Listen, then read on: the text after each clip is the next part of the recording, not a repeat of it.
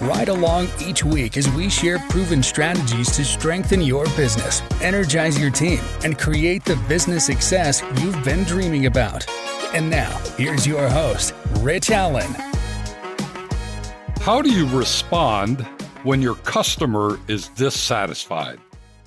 Welcome to the Ultimate Business Tune-Up Podcast, where our one and only goal is to help you tune up your business so you can have the long-lasting success and fulfillment that comes from owning a solid, profitable, and sustainable business. Each week, we dive deep into a single topic related to improving your business, improving your team engagement, or improving your relationship with your customers. Well, the 2024 Tour de France is finished, and I'll stop talking about it for another year. But just like every previous year, it was filled with intense competition, epic rivalries, and historic accomplishments. And now that I've been able to geek out on the race for the entire month of July, I can get back to my normal life, inspired by the individuals who worked so hard to achieve something they've always dreamed about. But it's time to move on. This week, I want to talk about something that came up for a few of my clients over this past month that I thought was worth your time and attention. It has to do with how well we serve and support our customers, something that we're all very interested in or should be very interested in. My question for you this week was, how do you respond when your customer is dissatisfied? To be more clear, my question is asking about how you respond when you find out that something about your service, your support, or your product doesn't meet the expectations that your customer has for your business. For some of you, this may not be a big deal. You may have only very satisfied customers. You may have a team that goes out of their way to solve your customers' problems, even those they don't realize they have.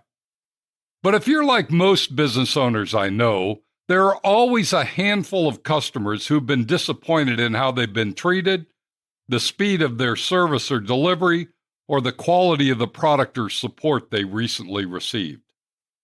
What's your typical response when this happens? I know it sounds like a non-issue.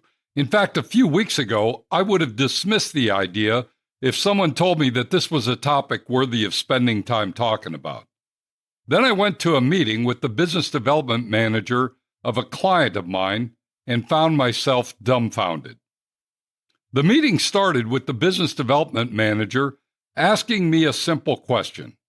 What should I do if my owner doesn't take negative feedback from our customers seriously? I was a bit surprised by the question, so as I normally do, I asked a few other questions. To be honest, I was trying to buy myself time to think a bit before answering this unexpected question. One of the questions I asked was the obvious one. What gave you the impression that their owner didn't take the customer's feedback seriously? To which they responded with a litany of complaints, frustrations, and statements that were clearly not being responded to with any sense of urgency or concern. Then I asked what kind of response they were getting. They shared that it was 100% defensive, discounting the customer's comments, finding fault with the customer's allegations, and essentially suggesting that if they felt that way, they should take their business elsewhere. I was shocked. Is that really how the owner felt? Did they really not care if the customer continued to work with their company? Or were they just hurt and frustrated and wanted to take it out on someone, so they chose to take it out on their customer? I asked the business development manager to validate the complaints by pulling the revenue history for the customers they mentioned, and to no one's surprise, the annual revenues for each of the customers in question had dropped significantly over the past 3 years. Clearly, the attitude of the owner was having a serious and deadly impact on the company's revenues from these once fairly large customers. I thought this might be a minor isolated incident, but a few days later, while I was meeting with a different client, I encountered this very topic again. The scenario was very similar, and the owner's response was equally disturbing, They discounted the negative feedback from their customer and justified their poor response because the customer was difficult to deal with. When I asked about that customer's annual revenues to the company, the same pattern emerged, a significant drop in annual revenues, most likely driven by the lack of responsiveness to their frustration and concerns. So as you can tell, this got my attention and made me ask the question of you today. How do you respond when your customer is dissatisfied? My bet is this is not something you spend your time thinking about. There are likely many more important tactical and strategic issues you're dealing with on a daily basis. But I'm coming to the conclusion that how the owner responds and reacts to negative feedback from customers will have a huge impact on how those on your team will respond to negative feedback. If you take it lightly, so will everyone else on your team. If you're willing to make excuses for the feedback, then so will everyone else on your team. If you hold disdain or frustration with your customers, then so will everyone else on your team. This is perhaps one of the most important areas where others will follow your lead, either in a good way or a bad way.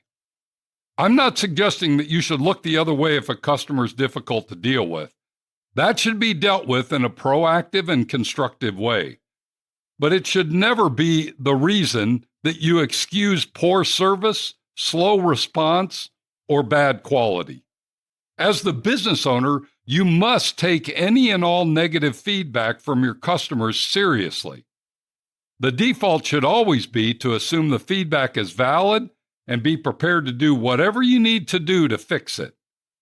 Are there times when there may be a misunderstanding or when a customer is trying to take advantage of the situation? Sure, but this should never be your first thought. If there's a misunderstanding or miscommunication, chances are your team or your processes allowed this to happen. Your focus should be to fix it. If a customer is trying to get one over on you, it may suggest you need to improve your new customer vetting process. You did accept the new customer. You did agree to do business with them in the first place. Once you make that decision, your team should be 100% committed to serve them like they were one of your VIP customers. Anything less, and you'll quickly find others on your team who are following your lead and shrugging off the negative comments as if they're just a nuisance. All you need to do is to allow that to happen a few times, and your customers will begin taking their business elsewhere, leaving you wondering why you're working so hard but not making any progress. Here's a good test to use to determine if you have this problem in your business. Run a report of the top 20% of your customers by revenue generated for this year. Knowing that the 80-20 rule will probably apply in your business, the top 20% of your customers likely generate nearly 80% of your total revenues. Once you have that list of customers, then go back for the past 3 or 4 years and calculate the annual revenues for each of them. If you're serving your customers well and your products and services are truly providing them value, the annual revenues for each customer should be higher year after year. Sure, there may be exceptions, but for this exercise, simply identify which of your customers are growing in annual revenues each year and which are not. Then make it a priority to connect with each and every customer whose annual revenues with your company are not growing, either staying flat or shrinking, and find out why they're less satisfied with your company today than they were 3 or 4 years ago. Chances are they have some pent-up frustration or irritations with your team, your products, or your services. If this is not a regular and ongoing exercise within your business, perhaps it should be. You've often heard the old cliche, to be a great leader, you must inspect what you expect. If you let your team know that the expectation is that your best customers will consistently grow year after year, then your team will help find ways to make that happen. On the other hand, if you tolerate a big customer becoming a consistently smaller customer, you'll soon find it difficult to grow your business. What's your position on this? Does your team know it with certainty? Do they know that you're obsessed with providing every customer with far superior products and services than your toughest competition? Does it show in how you respond? Does it show in what you measure? Does it show in how much time you spend engaged with your top customers? If the answer to any of these questions is no, or I'm not sure, then you've got some work to do. And just know that if you don't do the work to make this a priority, your best team members will soon become more and more like you until one day you wake up and find yourself without any of your once top customers. I sincerely hope this is a wake-up call for someone listening this week. The reality is you worked hard to win the customers you have. Why would you allow anything or anyone to undermine that hard work and leave your customers frustrated, disappointed, or angry? Make this a priority, and your team will step up and support your efforts. Ignore this, and your best people will wonder if they're working for the right owner. If you're listening to this and you're wondering how I knew this was happening in your business, give me a call and we can chat. If you need some help getting the insight to know whether this is a big issue for your business, don't hesitate to reach out. I'd be glad to help in any way I can.